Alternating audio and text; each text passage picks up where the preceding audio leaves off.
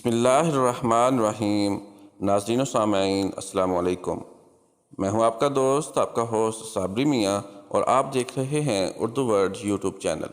کاندھلہ میں ایک مرتبہ ایک زمین کا ٹکڑا تھا، اس پر جھگڑا چل رہا تھا۔ مسلمان کہتا تھا کہ یہ ہمارا ہے، ہندو کہتا تھا کہ یہ ہمارا ہے۔ چنانچہ یہ مقدمہ بن گیا، انگریز کی عدالت میں پہنچا۔ جب مقدمہ آگے بڑھا تو مسلمان نے اعلان کر دیا کہ یہ زمین کا ٹکڑا مجھے ملا تو میں مسجد بناؤں گا۔ ہندو نے جب یہ سنا تو اس نے ضد میں کہہ دیا کہ یہ ٹکڑا اگر مجھے ملا تو میں اس پر مندر بنا دوں گا۔ اب بات دونوں انسانوں کی انفرادی تھی، لیکن اس میں رنگ اجتماعی بن گیا، حتیٰ کہ ادھر مسلمان جمع ہو گئے اور ادھر ہندو اکٹھے ہو گئے اور مقدمہ ایک خاص نوعیت کا بن گیا۔ اب سارے شہر میں قتل و غارت ہو سکتی تھی، خون خرابہ ہو سکتا تھا، تو لوگ بھی بڑے حیران تھے کہ نتیجہ کیا نکلے گا۔ جج انگریز تھا، وہ بھی پریشان تھا کہ اس میں کوئی صلح صفائی کا پہلو نکالے، ایسا نہ ہو کہ یہ آگ اگر جل گئی تو اس کا بجھانا مشکل ہو جائے گا۔ جج نے مقدمہ سننے کے بجائے ایک تجویز پیش کی کہ کیا کوئی ایسی صورت ہے کہ آپ لوگ آپس میں بات چیت کے ذریعے مسئلے کا حل نکال لیں۔ تو ہندوؤں نے ایک تجویز پیش کی کہ ہم آپ کو ایک مسلمان کا نام تنہائی میں بتائیں گے، آپ اگلی پیشی پر ان کو بلا لیجئے اور ان سے پوچھ لیجئے۔ اگر وہ کہیں کہ یہ مسلمانوں کی زمین ہے تو ان کو دے دیجئے، اور اگر وہ کہیں کہ یہ مسلمانوں کی زمین نہیں، ہندوؤں کی ہے تو ہمیں دے دیجئے۔ جب جج نے دونوں فریقوں سے پوچھا تو دونوں اس پر راضی ہو گئے۔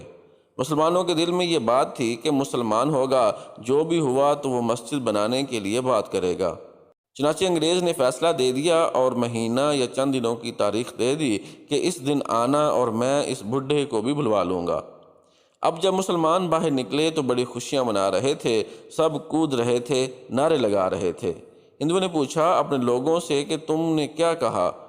انہوں نے کہا کہ ہم نے ایک مسلمان عالم کو حکم بنا لیا ہے کہ وہ اگلی پیشی پر جو کہے گا اسی پر فیصلہ ہوگا۔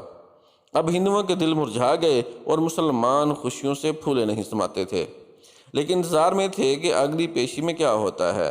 چنانچہ ہندوؤں نے مفتی الہی بخش اندھلوی رحمۃ اللہ علیہ کا نام بتایا، جو شاہ عبدالعزیز رحمۃ اللہ علیہ کے شاگردوں میں سے تھے اور اللہ نے ان کو سچی سچی زندگی عطا فرمائی تھی۔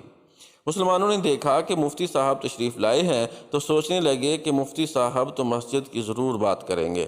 چنانچہ جب انگریز جج نے پوچھا کہ بتائیے مفتی صاحب یہ زمین کا ٹکڑا کس کی ملکیت ہے، ان کو چونکہ حقیقت حال کا پتہ تھا، انہوں نے جواب دیا کہ یہ زمین کا ٹکڑا تو ہندوؤں کا ہے۔ اب جب انہوں نے کہا کہ یہ ہندوؤں کا ہے تو انگریز جج نے اگلی بات پوچھی کہ کیا اب ہندو لوگ اس کے اوپر مندر تعمیر کر سکتے ہیں؟ مفتی صاحب نے فرمایا جب ملکیت ان کی ہے تو جو چاہیں کریں، چاہے گھر بنائیں یا مندر بنائیں، یہ ان کا اختیار ہے۔ چنانچہ فیصلہ دے دیا گیا کہ یہ زمین ہندو کی ہے، مگر انگریز جج نے فیصلے میں ایک عجیب بات لکھی۔ فیصلہ کرنے کے بعد لکھا کہ آج اس مقدمہ میں مسلمان ہار گئے مگر اسلام جیت گیا۔ جب انگریز جج نے یہ بات کہی تو اس وقت ہندوؤں نے کہا کہ آپ نے تو فیصلہ دے دیا ہے، ہماری بات بھی سن لی، ہم اسی وقت کلمہ پڑھ کر مسلمان ہوتے ہیں اور آج یہ اعلان کرتے ہیں اب ہم اپنے ہاتھوں سے یہاں مسجد بنوائیں گے۔ عقل کہہ رہی تھی کہ جھوٹ بولو کہ مسجد بنے گی۔ حضرت مفتی صاحب نے سچ بولا اور سچ کا بول بالا ہوا۔ سچے پروردگار نے اس جگہ مسجد بنوا کر دکھلا دی۔ کئی مرتبہ نظر آتا ہے کہ جھوٹ بولنا آسان راستہ ہے اور سچ بولنا آسان راستہ نہیں ہے، یہ کانٹوں بڑا راستہ ہوا کرتا ہے۔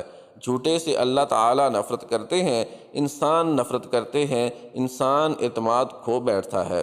ایک جھوٹ کو نبھانے کے لیے کئی جھوٹ بولنے پڑتے ہیں، لہذا سچی زندگی کو اب آپ اختیار کیجئے، اس پر پروردگار آپ کی مدد فرمائے گا۔